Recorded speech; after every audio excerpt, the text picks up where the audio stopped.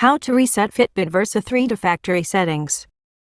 In this article you will know how to reset Fitbit Versa 3 to factory. Also we will learn about how to restart Fitbit and how to shut down the Fitbit. How to shut down Fitbit Versa 3. You have to open the Fitbit Versa 3 by pressing the only button given on it. After that you have to scroll from up to down position and then select About. Now you will get the option for shutdown in the last line. Just click on it and after that the confirmation will come.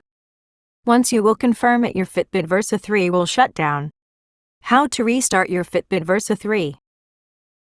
You have to just hold the button which is given on the left of Fitbit Versa 3 and press it for few seconds.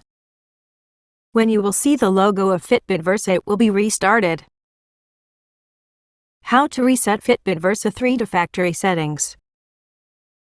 First of all, we will follow the same process which we have done to shut down it. Just we will scroll the menu upside down.